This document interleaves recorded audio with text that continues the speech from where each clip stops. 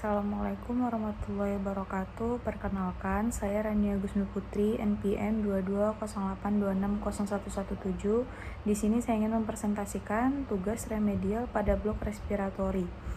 Nah, jadi pada blok ini saya mengambil materi yaitu bronkiektasis. Nah, sebelumnya kita harus mengetahui definisi dari bronkiektasis.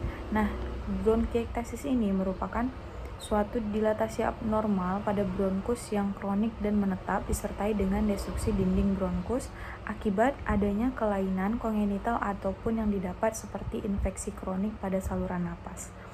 Untuk etiologinya, bronkiektasis ini sampai sekarang belum diketahui secara jelas. Akan tetapi pada kenyataannya bronkiektasis ini bisa timbul dikarenakan adanya kongenital ataupun didapat.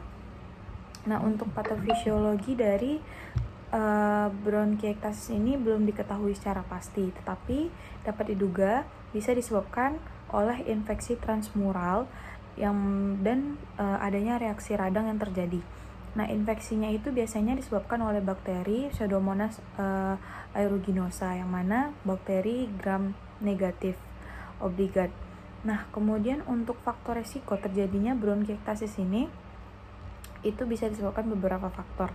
Yang pertama bisa disebabkan oleh faktor obstruksi yang terjadi pada bronkus sebelumnya, kemudian faktor infeksi pada bronkus, kemudian bisa disebabkan oleh faktor adanya beberapa penyakit sebelumnya seperti fibrosis paru, asmatik pulmonari eosinofilia.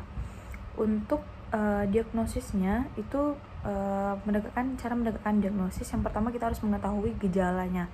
Nah, gejala yang ditimbulkan pada bronkiektasis ini bisa gejala sistemik dan gejala respiratorik. Gejala respiratorik itu dapat berupa yang khasnya itu adalah batuk kronik disertai dengan sputum. Biasanya pada bronkiektasis ini dia itu dikenal dengan penyakit yang sputumnya itu 3 lapis.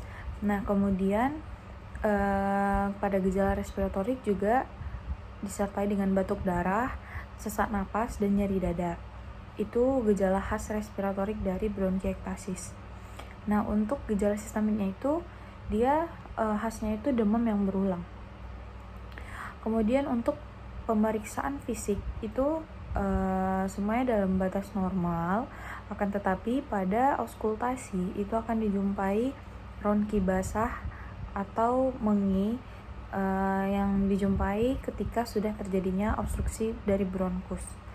Untuk pemeriksaan penunjang dari bronkiektasis ini bisa kita lakukan pertama itu fototoraks, kemudian high resolution CT atau HRCT, kemudian bronkografi.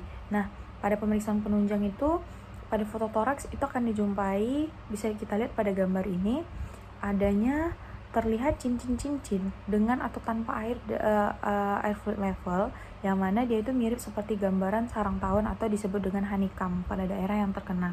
Nah, jadi khas dari bronkiektasis ini pada pemeriksaan fototoraksnya itu akan dijumpai gambaran seperti sarang tawon atau honeycomb. Kemudian kita sudah bisa menegakkan diagnosisnya. Lalu kita akan masuk ke tata laksananya. Tata laksananya itu ada tata laksana yang berupa yang untuk simptomatik dan untuk non farmakologi.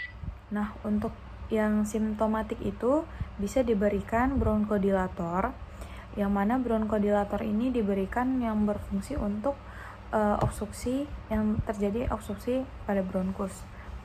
Kemudian kita berikan oksigen jika terjadi hipoksia, dan antipiretik dan antibiotik itu diberikan untuk eksaserbasi akut. Kemudian farmakologi terapi mukolitik diberikan untuk mobilisasi dari sputumnya.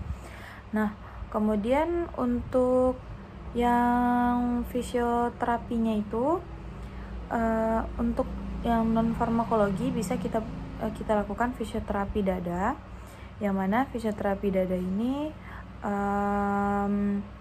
dia indikasi dilakukan fisioterapi dada untuk pasien yang bronkiektasis yang umumnya mempunyai sekret yang produktif atau terjadinya pengumpulan sekret, sehingga diperlukan fisioterapi dada untuk mendrainase dari si sekretnya itu. Kemudian untuk pembedahan itu dilakukan apabila pengobatannya itu tidak memberikan hasil. Nah, biasanya tujuannya itu untuk mengangkat segmen atau lobus yang terkena atau yang terdapat bronkiektasisnya. Nah, kemudian untuk komplikasi dari bronkiektasis ini itu akan terjadi akan batuk berdarah, kemudian pneumonia, sinusitis, abses pada otak, kemudian amyloidosis juga bisa terjadi. Untuk prognosis dari bronkiektasis ini dia baik, tetapi tergantung dari faktor penderita dan penyebabnya, dan tergantung dari pengobatannya atau penggunaan dari antibiotiknya. Nah, ini referensi yang saya gunakan. Kemudian hanya ini yang dapat saya sampaikan, lebih dan kurang saya mohon maaf. Wabillahi taufiq wal hidayah. Wassalamualaikum warahmatullahi wabarakatuh.